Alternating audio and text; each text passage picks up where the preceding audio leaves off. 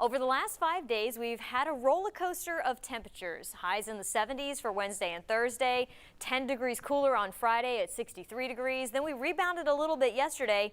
Today back up above average with a high of 75. And here we go from here.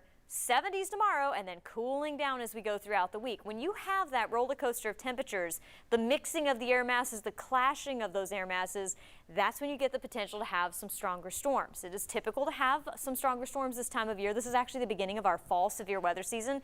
So it's time to start getting your mindset back into the idea that with these fronts coming through, we may have the potential for possibly some damaging winds or maybe even an isolated tornado now and then. The bottom line is we, A, don't want you to freak out when we talk about that.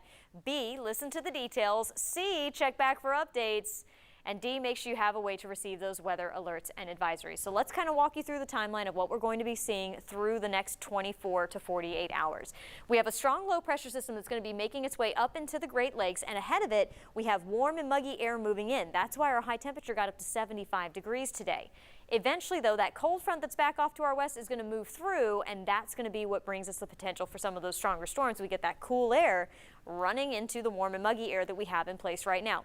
So for tonight, we're going to see increasing clouds across the area. Should be mostly dry overnight tonight, but by early tomorrow morning, a few spotty showers are possible around sunrise, and then the main line starts to move in by the mid-morning hours. Again, I'll show you the timeline in just a few minutes, but right now it looks like it's going to move onto our plateau counties by around 10 a.m., getting into the valley by around noon or so, and into our eastern counties by about 2.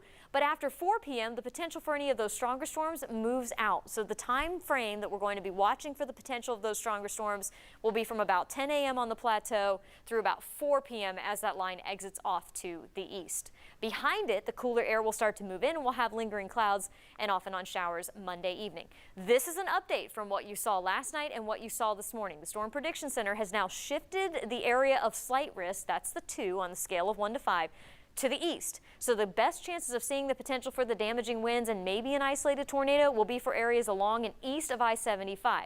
But for areas in this green shading, you too could still have the potential for some of those damaging winds. So it's a good idea for everybody to be paying attention tomorrow morning. As that line moves through, make sure you have a way to receive those weather alerts and notifications just in case 1 or 2 of those storms decide to get a bit frisky. The main threat will be from the possibility of damaging winds with wind gusts up to 60 miles per hour. Really, that's the main thing we're going to be watching out for tomorrow. We can never say never to the potential of an isolated tornado, but the chances are very, very low. So again, don't freak out. Be prepared, not scared. Have a way to receive the weather alerts. And again, damaging winds are the potential that we're most concerned about from about 10 a.m. to 4 p.m. Again, timing-wise, between about 10 a.m. and noon for our plateau counties, 12 to 2 for the Central Valley, and then from 2 to 4 p.m. for our eastern areas. I hope that helps to walk you through the timeline. For tonight, we'll see increasing clouds, mild temperatures, those lows only getting down into the upper 50s because of light southerly winds. It will become very breezy through the day tomorrow, even without the strong storms coming through. We're going to have a tight pressure gradient, so go ahead and secure those fall decorations. Winds will be out of the southwest, sustained at 10 to 20. Could gust as high as about 30 at times outside of the storms, and then a few stronger storms possible. High temperatures should get up into the low 70s, but on the back side of that front, temperatures will drop through the afternoon and evening. For Tuesday, we'll start the day with clouds, gradually see the showers tapering off as we go into the afternoon. Wednesday, we get a little bit of a rebound with our temperatures back into the mid to upper 60s. And here we go. Thursday and Friday, as of right now, look to be cloudy, cool, and damp. We're going to have the scattered showers, no storms, just cool and damp indoor type weather for Thursday and Friday, with those showers possibly lingering into Saturday, and we're keeping our fingers crossed that they get out of here in time for our Halloween. But looking ahead to our Halloween forecast right now, it looks like it may be a little on the cool side. Keep that in mind as you make those costume plans.